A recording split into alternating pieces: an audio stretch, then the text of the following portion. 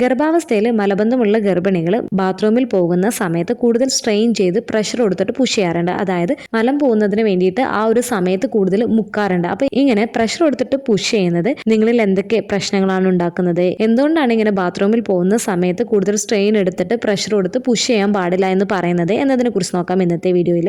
ഞാൻ ഡോക്ടർ റിസ. എന്റെ ചാനൽ ആദ്യമായിട്ട് കാണുന്നവരാണെങ്കിൽ സബ്സ്ക്രൈബ് ചെയ്യാൻ മറക്കരുത്. അപ്പൊ നമുക്ക് വീഡിയോയിലേക്ക് കടക്കാം. പ്രഗ്നൻസി ടൈമിൽ മിക്ക ഗർഭിണികളെയും അലട്ടുന്ന പ്രശ്നങ്ങളിൽ ഒന്നാണ് മലബന്ധം. നിങ്ങളും ഈ ഒരു മലബന്ധം ഫേസ് ചെയ്യുന്നവരാണ് എന്നുണ്ടെങ്കിൽ താഴെ കമന്റ് ചെയ്യാൻ മറക്കരുത്. അപ്പോൾ മലബന്ധമുള്ള സ്ത്രീകളാണ് ഗർഭാവസ്ഥയിൽ കൂടുതലും ബാത്റൂമിൽ പോകുന്ന സമയത്ത് അവർ കൂടുതൽ പുഷ് ചെയ്യാൻ ശ്രമിക്കാറ്. അതായത് കൂടുതൽ പ്രഷർ കൊടുത്തിട്ട് അവർ മലം പോകാൻ വേണ്ടിയിട്ട് ശ്രമിക്കാറുള്ളത്. അപ്പോൾ ഇങ്ങനെ ഈ ഒരു പുഷിംഗ് ടെൻഡൻസി കൊടുക്കുന്നത് സുരക്ഷിതമാണോ പ്രഗ്നൻസി പീരീഡിൽ എന്നതിനെ കുറിച്ച് നമുക്ക് നോക്കാം. സാധാരണയായിട്ട് മലം പോകുന്ന സമയത്ത് ചെറിയ രീതിയിലൊരു പുഷിംഗ് എഫക്റ്റ് കൊടുക്കുന്നത് സുരക്ഷിതമായിട്ടുള്ള ഒരു കാര്യമാണ്. ഇത് നിങ്ങൾക്കോ നിങ്ങളുടെ കുഞ്ഞിനോ ദോഷകരമായി ബാധിക്കുന്നതല്ല. കാരണം അമ്നിയോട്ടിക് ദ്രാവകവും ശക്തമായിട്ടുള്ള ഗർഭാശയ ഭിത്തികൾ എന്നിവയാൽ ഗർഭപാത്രവും നിങ്ങളുടെ കുഞ്ഞും നന്നായി സംരക്ഷിക്കപ്പെടുന്നതിനാൽ. എന്നാൽ പലപ്പോഴും പലരും അറിയാണ്ട് തന്നെ അവർ കൂടുതൽ സ്ട്രെയിൻ ചെയ്തിട്ട് പുഷ് ചെയ്യാൻ വേണ്ടിയിട്ട് ശ്രമിക്കാറുണ്ട് മലം പോകുന്ന സമയത്ത്. അപ്പോൾ ഇത് തികച്ചും സുരക്ഷിതമല്ല. കാരണം ഇത് പെൽവിക് ഏരിയയിലേക്ക് സമ്മർദ്ദം വർദ്ധിപ്പിക്കുകയും ഇത് സങ്കീർണതകളിലേക്ക് നയിക്കുകയും ചെയ്തേക്കാം. അതിനാൽ തന്നെ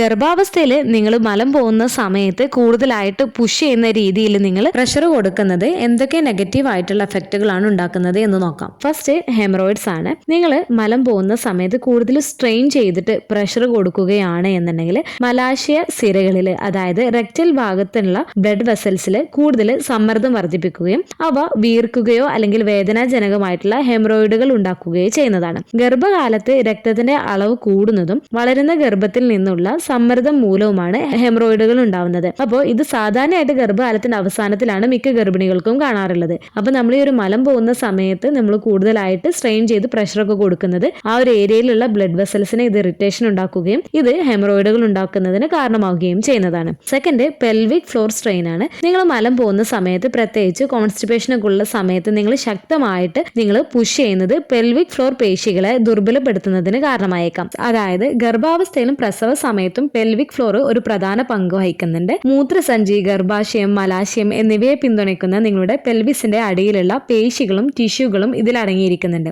അപ്പോൾ ഇതെല്ലാം സപ്പോർട്ട് ചെയ്ത് നിലനിർത്തുന്നതിന് ഈ ഒരു പെൽവിക് ഫ്ലോർ പേശികൾ സഹായിക്കുന്നുണ്ട്. അപ്പോൾ നമ്മൾ ബാത്റൂമിൽ പോകുന്ന സമയത്ത് കൂടുതൽ സ്ട്രെയിൻ ചെയ്തിട്ട് നമ്മൾ പ്രഷർ കൊടുക്കുന്നത് ഈ ഒരു പെൽവിക് ഫ്ലോർ മസിൽസിനെ വീക്കൻ ചെയ്യുന്നതിന് കാരണമാവുന്നതാണ്. ഇത് യൂറിനറി ഇൻകോണ്ടിനൻസ്, അതായത് നിങ്ങൾക്ക് മൂത്രം പിടിച്ചു വെക്കാൻ, ഹോൾഡ് ചെയ്ത് വെക്കാൻ പറ്റാത്ത ഒരു അവസ്ഥ, അതുപോലെ തന്നെ നിങ്ങളുടെ പെൽവിക് ഓർഗൻസ് പ്രൊലാപ്സ് ഒക്കെ ഉണ്ടാവുന്ന പ്രശ്നത്തിലേക്ക് ഭാവിയിൽ ഉണ്ടാവുന്നതിന് കാരണമാവുകയൊക്കെ ചെയ്തേക്കാം. തേർഡ്, റെക്ടൽ ബ്ലീഡിംഗ് ആണ്. നിങ്ങൾ കൂടുതലായിട്ട് ബാത്റൂമിൽ പോകുന്ന സമയത്ത് സ്ട്രെയിൻ കൊടുക്കുന്നത് റെക്ടൽ ഭാഗത്ത് ചെറിയ ടിയേഴ്സ് ഉണ്ടാക്കാം, അതായത് ചെറിയ മുറിവുകൾ ഉണ്ടാക്കാം, അതായത് അനൽ ഫിഷേഴ്സ്. ഇത് ബ്ലീഡിങ്ങും അതുപോലെ തന്നെ ഇത് കാരണം ഉണ്ടാവുന്ന ബുദ്ധിമുട്ടിലേക്ക് നയിക്കുകയും ചെയ്തേക്കാം. ഫോർത്ത്, ട്രിഗറിങ് യൂട്രൈൻ കൺട്രാക്ഷൻ ആണ്. റയർ ആയിട്ടുള്ള കേസുകളിൽ ചില ഗർഭിണികൾക്ക് നേരത്തെയുള്ള മാസം തികയാതെയുള്ള പ്രസവ സാധ്യതയുള്ള ഗർഭിണികൾക്ക്, സെർവിക്സ് വീക്ക് ആയിട്ടുള്ള കേസ് ആണെന്നുണ്ടെങ്കിൽ എക്സസീവ് ആയിട്ട് നിങ്ങൾ സ്ട്രെയിൻ കൊടുക്കുന്നത് ഇത് യൂട്രൈൻ കൺട്രാക്ഷന്, അതായത് നിങ്ങളുടെ പ്രസവ സങ്കോചങ്ങൾ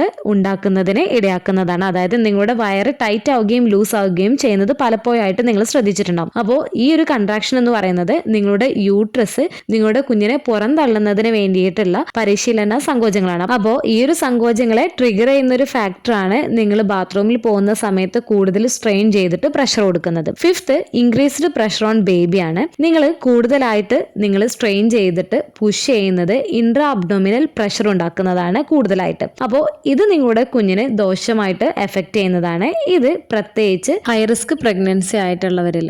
അപ്പോൾ ഗർഭാവസ്ഥയിൽ നിങ്ങൾ കൂടുതൽ ബാത്റൂമിൽ പോകുന്ന സമയത്ത് സ്ട്രെയിൻ ചെയ്തിട്ട് പ്രഷർ കൊടുക്കുന്നത് ഹെമറോയിഡ്സ്, പെൽവിക് ഫ്ലോർ സ്ട്രെയിൻ ചെയ്യുന്നതിനും റെക്ടൽ ബ്ലീഡിങ്ങിനും പ്രിമച്വർ യൂട്രൈൻ കൺട്രാക്ഷനൊക്കെ ഉണ്ടാക്കുന്നതിനും കുഞ്ഞിന്റെ മേലിൽ കൂടുതൽ സമ്മർദ്ദം വർദ്ധിക്കുന്നതിനൊക്കെ കാരണമാവുകയും ചെയ്യുന്നതാണ്. അപ്പോൾ ബാത്റൂമിൽ പോകുന്ന സമയത്ത് കൂടുതൽ സ്ട്രെയിൻ ചെയ്തിട്ട് പ്രഷർ കൊടുത്ത് പുഷ് ചെയ്യേണ്ട അവസ്ഥ ഗർഭിണികൾക്ക് വരുന്നതിന്റെ പ്രധാന കാരണം കോൺസ്റ്റിപ്പേഷൻ ആണ്. അപ്പോൾ ഗർഭാവസ്ഥയിൽ എന്തുകൊണ്ടാണ് ഈ ഒരു കോൺസ്റ്റിപ്പേഷൻ ഗർഭിണികളിൽ വരുന്നത് എന്നതിനെ കുറിച്ച് നോക്കാം. ഫസ്റ്റ്, ഹോർമോൺസിൽ ഉണ്ടാവുന്ന ചേഞ്ചസ് ആണ്. പ്രൊജസ്ട്രോൺ എന്ന് പറയുന്ന ഹോർമോണ് പ്രഗ്നൻസി പീരീഡിൽ ദഹനത്തെ മന്ദഗതിയിലാക്കുന്നതാണ്. ഇത് കുടലിലൂടെ മലം കൂടുതൽ സാവധാനത്തിൽ നീങ്ങുന്നതിന് കാരണമാവുന്നതാണ്. ഇതൊരു കാരണമാണ്. സെക്കൻഡ്, ഗർഭാശയ സമ്മർദ്ദമാണ്. വളരുന്ന ഗർഭപാത്രം കുടലുകളെ ഞെരുക്കുന്നുണ്ട്. ഇത് മലം കടന്നു പോകുന്നതിന് ബുദ്ധിമുട്ടുണ്ടാക്കുന്നതാണ്. തേർഡ്, അയൺ സപ്ലിമെന്റ്സ് ആണ്. പ്രഗ്നൻസി സമയത്ത് സെക്കൻഡ് ആൻഡ് തേർഡ് ട്രൈമസ്റ്ററിൽ ഡോക്ടേഴ്സ് നൽകുന്ന ഒരു സപ്ലിമെന്റ്സ് ആണ് അയൺ സപ്ലിമെന്റ്സ്. അപ്പോൾ ഈ ഒരു അയൺ ടാബ്ലറ്റ് എടുക്കുന്നതും ചില ഗർഭിണികൾക്ക് മലബന്ധത്തിലേക്ക് നയിച്ചേക്കാം. ഫോർത്ത്, കുറഞ്ഞ ശാരീരിക പ്രവർത്തനമാണ്. ഇത് ദഹനം സ്ലോ ഡൗൺ ആക്കുന്നതിനും അതുപോലെ തന്നെ മലബന്ധം വഷളാക്കുന്നതിന് കാരണമാവുകയും ചെയ്തേക്കാം. ഫിഫ്ത്ത് എന്ന് പറയുന്നത്,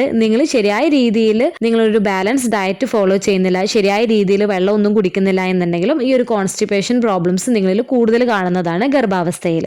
ഇനി ഗർഭാവസ്ഥയിലുള്ള ഈ ഒരു മലബന്ധം ഗർഭിണികൾ കൈകാര്യം ചെയ്യുന്നതിന് വേണ്ടിയിട്ട് അല്ലെങ്കിൽ ഈ ഒരു ബുദ്ധിമുട്ട് ഒഴിവാക്കുന്നതിന് വേണ്ടിയിട്ട് നിങ്ങൾ പ്രത്യേകം ശ്രദ്ധിക്കേണ്ട ചില കാര്യങ്ങളുണ്ട്. അതിലൊന്ന് ഭക്ഷണക്രമത്തിലെ മാറ്റങ്ങളാണ്. നാരുകൾ അടങ്ങിയിട്ടുള്ള ഭക്ഷണങ്ങൾ കൂടുതൽ കഴിക്കുന്നതിന് വേണ്ടിയിട്ട് ശ്രദ്ധിക്കേണ്ടതാണ്. പഴങ്ങൾ, പച്ചക്കറികൾ, ധാന്യങ്ങൾ എന്നിവ കൂടുതലായിട്ട് ഉൾപ്പെടുത്തുന്നതിന് വേണ്ടിയിട്ട് ശ്രദ്ധിക്കാം. അതുപോലെ തന്നെ ജലാംശം നിലനിർത്തുന്നതിന് വേണ്ടിയിട്ട് ശ്രദ്ധിക്കുക. ദിവസവും 8 to 12 ഗ്ലാസ് വെള്ളമെങ്കിലും കുടിക്കുന്നതിന് വേണ്ടിയിട്ട് നിങ്ങൾ മാക്സിമം ശ്രദ്ധിക്കേണ്ടതാണ്. എപ്പോഴാണ് നിങ്ങൾക്ക് ബാത്റൂമിൽ പോകാൻ തോന്നുന്നത് ആ ഒരു സമയത്ത് മലം പിടിച്ചു വെക്കാണ്ട് പോകുന്നതിന് വേണ്ടിയിട്ട് ശ്രദ്ധിക്കുക. ഒരുപാട് സമയം നിങ്ങൾ ടോയ്ലറ്റിൽ ഇരിക്കാണ്ടിരിക്കുന്നതിന് വേണ്ടിയിട്ട് ശ്രദ്ധിക്കുക. അതുപോലെ തന്നെ മലം പോകുന്നില്ല എന്ന് വിചാരിച്ചിട്ട് നിങ്ങൾ കൂടുതൽ പ്രഷർ കൊടുത്തിട്ട് നിങ്ങൾ പുഷ് ചെയ്യാണ്ടിരിക്കുന്നതിന് വേണ്ടിയിട്ട് ശ്രദ്ധിക്കുക. ദിവസവും ചിലപ്പോൾ എല്ലാവർക്കും മലം പോകണമെന്നില്ല. ശരിയായ രീതിയിൽ ഭക്ഷണം ഒന്നും കഴിച്ചിട്ടില്ല എന്നുണ്ടെങ്കിൽ ദിവസവും മലം പോകണമെന്നില്ല. അപ്പൊ അത് കാരണം തന്നെ ദിവസവും മലം പോകുന്നില്ല എന്ന് വിചാരിച്ചിട്ട് വെറുതെ പോയിട്ട് ടോയ്ലറ്റിൽ പോയിട്ട് കൂടുതൽ സമയം പ്രഷർ കൊടുത്തിട്ട് പുഷ് ചെയ്യാണ്ടിരിക്കുന്നതിന് വേണ്ടിയിട്ട് ശ്രദ്ധിക്കുക. അതുപോലെ ഇന്ത്യൻ ക്ലോസറ്റ് യൂസ് ചെയ്യുന്നത് കോൺസ്റ്റിപ്പേഷൻ ഉള്ളവർക്ക് ഒന്നുകൂടെ നല്ലതായിരിക്കും. അതായത് ഈ ഒരു സ്ക്വാട്ടിംഗ് രീതിയിൽ നമ്മൾ ഇന്ത്യൻ ക്ലോസറ്റിൽ ഇരിക്കുന്നത് നിങ്ങളുടെ മലം സുഗമമായിട്ട് കടന്നു പോകുന്നതിന് ഇത് സഹായിക്കുന്നതാണ്. അതുപോലെ ശാരീരിക പ്രവർത്തനത്തിൽ ഏർപ്പെടുക.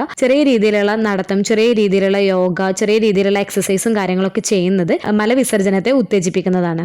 നിങ്ങൾക്ക് കോൺസ്റ്റിപ്പേഷനും കാര്യങ്ങളും ഭക്ഷണ കാര്യങ്ങളിലൊക്കെ ശ്രദ്ധിച്ചിട്ടും നിങ്ങൾക്ക് കൂടുതലായിട്ട് കാണുന്നുണ്ട്, അത് കൂടുതലായിട്ട് വഷളാക്കുന്നുണ്ട് എന്നുണ്ടെങ്കിൽ തീർച്ചയായിട്ടും ഡോക്ടറെ കാണിക്കുന്നതിന് വേണ്ടിയിട്ട് ശ്രദ്ധിക്കുക. ഡോക്ടേഴ്സ് സ്റ്റൂൾ സോഫ്റ്റ്നസ് നൽകുന്നതാണ്. ഇത് നിങ്ങൾക്ക് സേഫ് ആയിട്ടുള്ളതായിരിക്കും ഡോക്ടേഴ്സ് നൽകുന്നത്. അത് എടുത്തു കഴിഞ്ഞാൽ നിങ്ങളിലെ ഈ ഒരു ബുദ്ധിമുട്ട് കുറക്കുകയും ചെയ്യുന്നതാണ്. അപ്പോൾ ഡോക്ടേഴ്സ് നിർദ്ദേശിച്ച പ്രകാരം ഈ ഒരു മെഡിസിൻസ് ഒക്കെ എടുക്കുന്നതിന് വേണ്ടിയിട്ട് ശ്രദ്ധിക്കുക. അതുപോലെ മലദ്വാരത്തിന്റെ ഭാഗത്ത് നിങ്ങൾക്ക് ചൊറിച്ചില്, അസ്വസ്ഥത, വേദന, അതുപോലെ തന്നെ ഹെമറോയിഡിന്റെ പ്രോബ്ലംസ്, പൈൽസ് പോലുള്ള പ്രശ്നങ്ങളൊക്കെ ഉള്ളവരാണ് എന്നുണ്ടെങ്കിൽ നിങ്ങൾക്ക് സിറ്റ്സ് ബാത്ത് എടുക്കാവുന്നതാണ്. ഏകദേശം ഒരു 10 to 15 മിനിറ്റ്സ് നിങ്ങൾക്ക് സിറ്റ്സ് ബാത്ത് എടുക്കാം. ഇതിന് വേണ്ടിയിട്ട് ഒരു ബാത്ത് ടബ് എടുത്തതിന് ശേഷം അതിനകത്ത് ഇളം ചൂടുവെള്ളത്തിൽ കുറച്ച് ഉപ്പിട്ടിട്ട് നിങ്ങൾ കുറച്ച് സമയം ഇരിക്കുക. ശ്രദ്ധിക്കേണ്ടത്, ഉപ്പ് എടുക്കേണ്ടത് ഒരുപാട് ഉപ്പിടാൻ പാടില്ല. നിങ്ങളുടെ കണ്ണുനീരിന് എത്രത്തോളമാണ് ഉപ്പ് വരുന്നത് ആ ഒരു രീതിയിൽ വേണം നിങ്ങൾ യൂസ് ചെയ്യുന്ന ആ ഒരു വെള്ളത്തിന്റെ ഉപ്പ് എന്ന് പറയുന്നത്. അപ്പോൾ ഈ ഒരു മലബന്ധം നിങ്ങൾ ബാത്റൂമിൽ പോകുന്ന സമയത്ത് നിങ്ങൾ കൂടുതൽ സ്ട്രെയിൻ ചെയ്ത് പ്രഷർ ചെയ്യുന്ന ഒരു ബുദ്ധിമുട്ട് മാത്രമല്ല ഉണ്ടാക്കാറുള്ളത്. പലപ്പോഴും പലർക്കും വയറുവേദന, ഗ്യാസിന്റെ ഇഷ്യൂസ്, അതുപോലെ തന്നെ നിങ്ങൾക്ക് മലം പോകുന്ന സമയത്ത് വേദന ഉണ്ടാക്കുകയും ഹെമറോയിഡ്സ്, പൈൽസ് പോലുള്ള പ്രശ്നങ്ങൾക്കൊക്കെ കാരണമാവുകയും ചെയ്യുന്നതാണ്. അപ്പോൾ ചെറിയ രീതിയിൽ നിങ്ങൾ കണ്ടു തുടങ്ങുന്ന സമയത്ത് തന്നെ നിങ്ങൾ ഭക്ഷണ കാര്യങ്ങളിലൊക്കെ നല്ല രീതിയിൽ ശ്രദ്ധിക്കുക. എന്നിട്ടും യാതൊരു തരത്തിലുള്ള മാറ്റവും ഇല്ല, കോൺസ്റ്റിപ്പേഷൻ കൂടി വരികയാണ് എന്നൊക്കെ ഉണ്ടെങ്കിൽ തീർച്ചയായിട്ടും നിങ്ങളുടെ ഡോക്ടറോട് നിങ്ങൾ പറയുകയും ചെയ്യേണ്ടതാണ്. നിങ്ങൾ പ്രഗ്നൻസി പീരീഡിൽ ശരിയായ രീതിയിൽ നിങ്ങൾ എല്ലാ കാര്യങ്ങളും ശ്രദ്ധിക്കുകയാണ് എന്നുണ്ടെങ്കിൽ മലബന്ധം കാരണം ഉണ്ടാവുന്ന പ്രശ്നങ്ങളൊക്കെ ഒരു പരിധി വരെ നമുക്ക് തടയുന്നതിന് സഹായിക്കുകയും ചെയ്യുന്നതാണ്. അപ്പോൾ സാധാരണയായിട്ട് നമ്മൾ മലം പോകുന്ന സമയത്ത് ചെറിയ രീതിയിലുള്ള ഒരു പുഷിംഗ് എഫക്റ്റ് കൊടുക്കുന്നത് സ്വാഭാവികമാണ്. അത് യാതൊരു തരത്തിലുള്ള പ്രശ്നവും ഉണ്ടാക്കുന്നതല്ല. എന്നാൽ കൂടുതൽ സ്ട്രെയിൻ ചെയ്ത് പ്രഷർ കൊടുത്തിട്ട് നിങ്ങൾ പുഷ് ചെയ്യുകയാണ് എന്നുണ്ടെങ്കിൽ അത് പ്രഗ്നൻസി പീരീഡിൽ നിങ്ങൾക്കും നിങ്ങളുടെ കുഞ്ഞിനെയും അത് എഫക്ട് ചെയ്യുന്നതിന് കാരണമായേക്കാം. അപ്പോൾ ഈ ഒരു വീഡിയോ യൂസ്ഫുൾ ആയിട്ട് തോന്നിയിട്ടുണ്ടെങ്കിൽ ലൈക്ക് ചെയ്യാനും സബ്സ്ക്രൈബ് ചെയ്യാനും മറക്കരുത്. അപ്പോൾ അടുത്ത വീഡിയോയിൽ കാണുന്നത് വരെ ബൈ.